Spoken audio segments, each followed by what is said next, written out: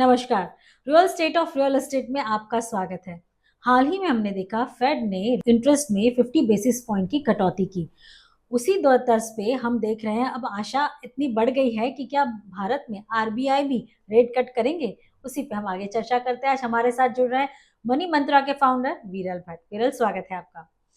जैसे हमने देखा फेड ने रेट कट कर दिया, बहुत स्पेकुलेशन चल रही थी, फाइनली वो रेट कट आ गया। अब आरबीआई पे क्या वो प्रेशर है, क्योंकि हम देख रहे हैं जो मॉनेटरी पॉलिसी कमिटी है उसमें भी हम देख रहे हैं कि एक एक जो फेवरेबल होना चाहिए वो फेवर कहीं आता दिख रहा है। तो क्या आरबीआई भी आगे जाके रेट कट कर सकता है, और क्या होम लोन के रेट भी कम हो सकते हैं? शुक्रिया निशा। देखिए डेफिनेटली ये बात लाजमी है। पहले भी बहुत देखा गया है कि जब भी फेड कोई एक्शन लेता है, यूएस सेंट्रल बैंक कोई एक्शन लेता है, तो इंडिया में उसकी बात तो शुरू हो ही जाती है और उसके एक्शन का वो रिएक्शन भी यहाँ पे आता है। अभी अ, यहाँ पे ये भी सोचना बहुत ज़रूरी है कि दोनों की परिस्थिति में थोड़ा सा बदलाव है। वहाँ पे इकोनॉमिक कंडीशंस देखें, जॉब डेटा वहाँ का एक बहुत ही इम्पोर्टेंट पैरामीटर है कि कितने लोग को जॉब मिलती है, राइट, कंटिन्यूसली। और जॉब्स डेटा हम जिसे जो कहते हैं। जॉब्स डेटा हम उसको कहते हैं। तो बहुत टाइम से यही डिस्कशन चल रहा था कि जो सिचुएशन है वो फेवरेबल नहीं है, ओवरऑल इकोनॉमिक कंडीशंस नहीं है, फाइनेंशियल कंडीशंस सही नहीं है। स्पेशली जो इंटरेस्ट रेट सिनारियो है वो हमेशा ऐसा कहता रहा है कि आप उसको कट करिए, कट करिए, कट करिए। फाइनली फेड ने वो एक्शन लिया और एक्सपेक्ट कर रहे थे 25 बिप्स होगा या 50 बिप्स होगा। 50 थोड़ा सा हार्श होगा टू बिगिन विथ, बट उन्होंने 50 बेसिस कर लिए। अभी चर्चा यहाँ पे भी हो ही रही है कि कब होगा कब नहीं, बट सिचुएशन में थोड़ा सा अंतर है। यहाँ पे हम अगर हमारी इन्फ्लेशन की बात करें या इंटरेस्ट रेट्स का जो मूवमेंट चल रहा है उसकी बात करें और ओवरऑल कंडीशंस अगर हम देखें ना, तो शायद से इमीडिएटली आरबीआई एक्शन ना भी ले। वो थोड़ा सा वेट एंड वॉच करेगा, वो थोड़ा सा अपने मार्केट को पहले देखेगा कि सिचुएशन कैसी बन रही है और एक क्वार्टर बाद शायद से वो करे। होंगे वो तो डेफिनेटली होगा। उसका वो एक्शन का, उनके एक्शन का यहाँ पे रिएक्शन आएगा ही आएगा, बट वो कौन से क्वार्टर में आएगा, या इमीडिएटली आएगा या वो थोड़ा सा डिले करेंगे, वो देखने की बात है। और मुझे पर्सनली ऐसा लग रहा है कि शायद से वो एक क्वार्टर तो रुक जाएंगे, वो अभी इमीडिएटली ना करे और वो शायद से 2025 में करे इंडिया जो रेट कट है। और 50 बेसिस पॉइंट तो डेफिनेटली इंडिया तो नहीं करेगा, वो शुरू में 25 बिप्स पॉइंट से जा सकता है। क्योंकि इंडिया में भी वैसे देखने जाए तो कोविड के बाद और शुरू में अगर हम देखें, कोविड के बाद की सिचुएशन देखें तो इंटरेस्ट रेट राइज किए थे, बढ़ाए थे, राइट। पर वहां पे वो टाइम पे मॉनिटोरियम और वो सब भी दिया था आरबीआई ने, तो सिचुएशन काफी हद तक हैंडल हो चुकी थी। यहाँ पे भी रेट कट होंगे, बट इतने स्पीड से नहीं होंगे जितना फेड करेगा, या तो बाकी सेंट्रल बैंक्स जितना रेट कट करेंगे स्पीड में, उतना इंडिया में नहीं होगा। इंडिया में रेट कट होगा बट थोड़ा सा बाद में होगा। तो भले हम समझे कि थोड़ा डिले होगा, लेकिन होगा, ये एक सिनारियो अभी बिल्ड हो रहा है। तो क्या ऐसे समझे कि होम लोन के इंटरेस्ट रेट भी कम होंगे? डेफिनेटली अगर हमारे यहाँ पे रेट कट कम होंगे तो होम लोन रेट कट भी होंगे। बाकी जो आप निवेश के पॉइंट ऑफ व्यू से देखें तो निवेश में भी जो कोई एक एफडी में अभी जो इंटरेस्ट रेट मिल रहा है आपको, उसमें भी कम होगा, उसमें भी रेट कट आएंगे। तो सिचुएशन डेफिनेटली सभी जगह पे उसकी जो इफेक्ट है वो तो आने ही वाली है और वो आएगी ही। तो ऐसे में, क्योंकि हमारी चैनल जो है वो रियल एस्टेट बेस्ड है, जो हमारे दर्शक है वो घर खरीदार हैं, प्रॉपर्टी खरीदार हैं, तो क्या ऐसे सिचुएशन में उनको घर खरीदना चाहिए या प्रॉपर्टी में निवेश करना चाहिए, या फिर म्यूचुअल फंड या दूसरे इन्वेस्टमेंट टूल्स अपनाने चाहिए? देखिए निशा, ये बहुत ही चर्चा का विषय है और बहुत बार चर्चा होती है, डिबेट होती है, डिस्कशंस होते हैं कि क्या करना चाहिए निवेशकों को। देखिए मेरा एक सिंपल सा कैलकुलेशन मैं यहाँ पे लोगों को देखता हूँ। दो अप्रोचेस हो सकते हैं आपके ये डिसीजन मेकिंग में। पहला एक होता है कि प्रैक्टिकल अप्रोच, कि भाई मैं अगर निवेश करता हूँ, प्रॉपर्टी में निवेश नहीं करता हूँ, बट मैं कोई फाइनेंशियल इंस्ट्रूमेंट में करता हूँ। देखिए एक बात तो हमेशा ये भी मैं कहता हूँ, मैं पर्सनली प्रिफर करता हूँ फाइनेंशियल एसेट्स फिजिकल एसेट्स के सामने।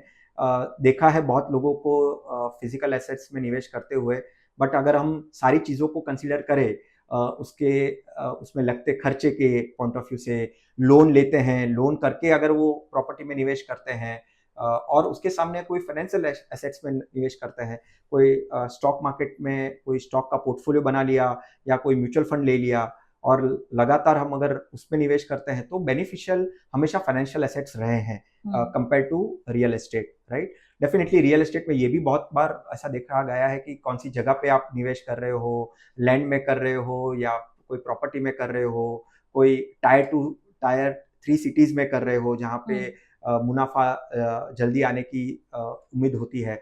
तो वो सारे भी पॉइंट्स होते हैं, बट हाँ, फाइनेंशियल एसेट्स ज़्यादा बेहतर होते हैं कंपेयर टू रियल एस्टेट। अगर हम ओवरऑल सिचुएशंस देखें, कॉस्टिंग को देखें, रिटर्न्स को कंपेयर करें, और एक फाइनेंशियल एसेट्स में हमेशा ये कहा जाता है और मैं कहता भी हूँ कि पावर ऑफ कंपाउंडिंग, जो चक्रवृद्धि ब्याज जो होता है, यानी इंटरेस्ट पे इंटरेस्ट मिलना और उसको वो पावर ऑफ कंपाउंड करके आपको रिटर्न्स देता है, वो फाइनेंशियल एसेट्स में, स्पेशली म्यूचुअल फंड्स में या स्टॉक्स इन्वेस्टमेंट्स में काफी ज्यादा है। तो इसका मतलब अगर घर में रहना है तो ही घर खरीदना चाहिए, निवेश के हिसाब से रियल एस्टेट प्रेफरेबल नहीं है, आपका मतलब? डेफिनेटली रियल एस्टेट में मैं हमेशा ये कहता हूँ, हाँ, जैसे मैं ये 2 अप्रोचेस की बात कर रहा था, उसमें मैंने एक प्रैक्टिकल अप्रोच के बारे में कहा, दूसरा एक होता है इमोशनल अप्रोच, राइट। अभी मेरे पास मेरा खुद का घर नहीं है, राइट, तो डेफिनेटली मुझे मेरा खुद का घर ले लेना चाहिए, जैसे भी लोन से लेना है तो लोन से, या निवेश कुछ किया हुआ है और उसको निकाल कर मुझे घर खरीदना है, क्योंकि मेरे पास घर है ही नहीं, मैं अब तक रेंट में रहा हूँ और मुझे मेरा खुद का घर लेना है, तो डेफिनेटली आपको वो चीज करना चाहिए। अभी एक क्वेश्चन यहाँ पे ये भी आता है निशा कि कई बार ऐसा होता है कि मेरे पास कुछ राशि आ गई, कोई अमाउंट आ गई, बोनस आ गया, राइट, या तो मैं काफी टाइम से निवेश कर रहा हूँ और मैंने लोन लेके रखी है, तो वो सिचुएशन में मुझे क्या करना चाहिए? क्या मुझे लोन को रीपेमेंट कर देना चाहिए, या मुझे और एक घर खरीदना चाहिए निवेश के पॉइंट ऑफ व्यू से? तो निवेश के पॉइंट ऑफ व्यू से तो मैंने कहा कि भाई, आपको पहला, आपके पास घर नहीं है तो पहले घर में आप निवेश कर सकते हैं जहां पे आप खुद रहने जाने वाले हो, तो वो आप कर सकते हैं। बट हाँ, निवेश करना है तो मैंने ये भी कहा कि आपको इन्वेस्टमेंट करना चाहिए, फाइनेंशियल एसेट्स में करना चाहिए, आपको लोन रीपेमेंट करना चाहिए। अगर आपको लोन रीपेमेंट के बारे में सोच रहे हैं तो उसमें भी 2 अप्रोचेज है। एक तो प्रैक्टिकल अप्रोच, अगर आपका इन्वेस्टमेंट जहां पे आप कर रहे हो, मान के चलिए म्यूचुअल फंड में कर रहे हो और वो रिटर्न आपके लोन इंटरेस्ट से ज्यादा रिटर्न आपको दे रहा है, मान के चलिए आपका लोन का इंटरेस्ट रेट 8.5% है या 9% है, और आपको जो म्यूचुअल फंड से रिटर्न मिल रहे हैं 12%, 13%, 14%, राइट, तो आपको डेफिनेटली निवेश को कंटिन्यू रखना चाहिए, आपको लोन रिपेमेंट नहीं करना चाहिए, क्योंकि आपको 4 से 5% ज्यादा रिटर्न मिल रहे हैं आपके निवेश से, तो डेफिनेटली उसको कंटिन्यू करना चाहिए। बट अगर आपको रिटर्न कम मिल रहा है, आप अगर एफडी में सिर्फ डाल रहे हो, या आप सिर्फ डेट म्यूचुअल फंड्स में डाल रहे हो जहां पे रिटर्न बढ़ रहा है 7% to 8%, तो आपको प्रीपेमेंट कर देना चाहिए, आपको वो पैसा निकाल देना चाहिए और आपका जो लोन है उसको जितना जल्दी हो सके बंद कर देना चाहिए। क्योंकि साइकोलॉजिकल भी अगर देखें, इमोशनली भी आप अगर देखें, तो आपके अगर हमेशा आपके दिमाग में यह हावी होगा कि मुझे लोन चुकाना है, लोन है, मेरे सर पर लोन है, इतना लोन लेके रखा है, तो उसमें लोन को चुकाना ही सबसे बेहतर ऑप्शन होगा। तो मतलब अगर आपने लोन लिया हुआ है, मतलब आपने घर लेने के लिए कोई होम लोन लिया हुआ है और आपके पास कॉर्पस जमा हुआ है, या फिर कोई ऐसी इन्वेस्टमेंट आपने कर दी है जहां से होम लोन की जो इंटरेस्ट है उसके मुताबिक, उसके हिसाब से या उससे कम आपको इंटरेस्ट मिल रहा है, तो आपको वो पैसा निकाल के आपको रीपेमेंट होम लोन का कर देना चाहिए, वो एक सेफेस्ट ऑप्शन है। लेकिन आज एक मैं कैलकुलेशन जानना चाहूंगी आपसे, क्योंकि ज्यादातर भारत में ज्यादातर लोग होंगे जो घर लेते होंगे, थोड़ा तो डाउन पेमेंट करते होंगे, उसके ऊपर मिनिमम एटलीस्ट 50 लाख का लोन तो लेते ही होंगे। इस पे मुझे आज कैलकुलेशन चाहिए कि अगर आज मैं 50 लाख का लोन ले रहा हूँ या ले रही हूँ, उसके सामने मुझे क्या कोई फाइनेंशियल इंस्ट्रूमेंट में निवेश करना चाहिए, या मतलब कि मैंने 50 लाख का लोन लिया है, उसकी ईएमआई मेरी हर महीने जा रही है, लेकिन फिर भी मेरे पास थोड़े बहुत पैसे बच रहे हैं, तो क्या उसको मैं रीपेमेंट के लिए यूज करूं या फिर म्यूचुअल फंड में निवेश करूं? ये आप मुझे कैलकुलेशन बताइए, क्योंकि मेरी होम लोन होगी 20 साल के लिए, तो मुझे जो दूसरा इन्वेस्टमेंट होगा वो कितने साल के लिए करना पड़ेगा? देखिए, काफी सही आपने क्वेश्चन किया है निशा। प्रैक्टिकल अप्रोच की बात कर रहे थे, और प्रैक्टिकल अप्रोच की बात करते हैं तो डेफिनेटली कैलकुलेशन लाजमी बनता है करना और बताना। मान के चलिए मैं 50 लाख की लोन लेता हूँ 20 साल के लिए, और मेरा जो इंटरेस्ट रेट रहेगा मेरे लोन के ऊपर वो होगा 8.5% का। तो मैं ईएमआई जो दूंगा करीबन 44,000 के आसपास की मैं ईएमआई दूंगा। अभी मैं मान के चलो वो ईएमआई तो मैं, ठीक है मेरी इनकम है, मैंने लोन ले ली 50 लाख की, 44,000 का ईएमआई है, बट मेरी इनकम में से कुछ हिस्सा बच भी रहा है, मेरी सेविंग्स भी हो रही है। तो मैं कहता हूं कि आप ऐसा सोचिए और ऐसा करिए कि आप 5,000 की एसआईपी कर रहे हैं मान के चलिए, तो 5,000 की अगर आप एसआईपी कर रहे हैं तो आप जो ईएमआई दोगे 20 साल तक, जो ईएमआई दोगे वो आपकी होम लोन की वैल्यू जो आपने दी है वो है 50 लाख की, और आप ईएमआई दोगे 20 साल तक तो आपका पूरा ओवरऑल ईएमआई मिला के, यानी प्रिंसिपल और इंटरेस्ट मिला के कम से कम 1,06,00,000 आप दोगे, ऑलमोस्ट डबल। सामने अगर आप 5,000 की भी एसआईपी आप करते हैं उसके साथ ही, ईएमआई के साथ ही, तो आप 50 लाख तक का कॉर्पस जमा कर पाएंगे 20 सालों में। ठीक है, हमने 20 साल का ही अभी टेन्योर रखा है। मान के चलो आप 10,000 की एसआईपी करते हो, ठीक है, तो 10,000 की एसआईपी से आप कम से कम 1 करोड़ जमा कर सकते हो 20 साल में। तो अगर आपके इनकम परमिटेबल है, इनकम के सामने आपका जो एक रेशियो होता है इन्वेस्टमेंट का, वो अगर रेशियो परमिटेबल है, आप मान के चलो 15-20 हजार की भी एसआईपी, यानी आप 44,000 की ईएमआई कर रहे हो और उससे आधा 20,000 की अगर आप एसआईपी कर रहे हो, तो आप 10 साल में पूरा का पूरा आपका लोन, आपका जो लोन और ईएमआई आप जो कर रहे हो वो पूरा रिकवर कर सकते हो।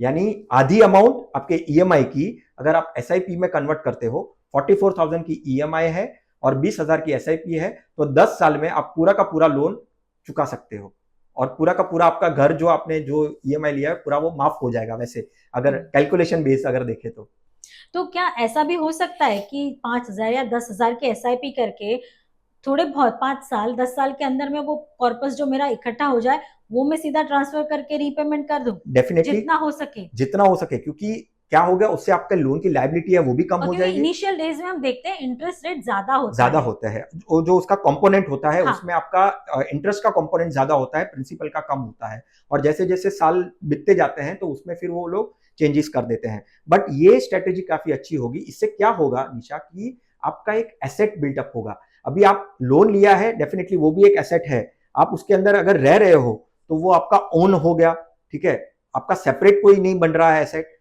बट यहां पे क्या होगा कि अगर आप मान के चलो आपने एसआईपी करी 5 साल 10 साल तक की, जो भी अमाउंट आपने की उससे आपका लोन कम हो गया, आपका ईएमआई कम हो गया, और वो जो पैसा बचता है वो आप ज्यादा एसआईपी कर आपका वेल्थ क्रिएशन के अंदर आप पार्टिसिपेट हो सकते हो। लेकिन हम कभी लोग होंगे जो ये भी काउंट करेंगे कि जो मैं होम लोन भर रहा हूँ वो 8 से 9% के ऊपर मुझे होम लोन मिल रही है, लेकिन उसके सामने अगर म्यूचुअल फंड से जो रिटर्न आ रहा है वो 12 से 13% आएगा, जिस तरह से आप कैलकुलेट करके बता रहे हैं।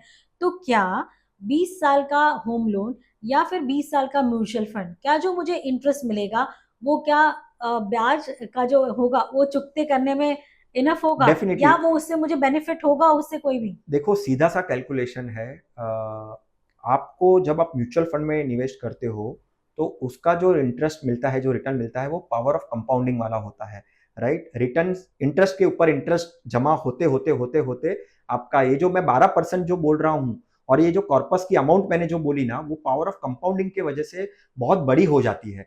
और उसके सामने अगर हम इसका देखें, ईएमआई का देखें, लोन का देखें, तो वो होता है, वो सिंपल इंटरेस्ट होता है, उसमें वो पावर ऑफ कंपाउंडिंग नहीं होता है।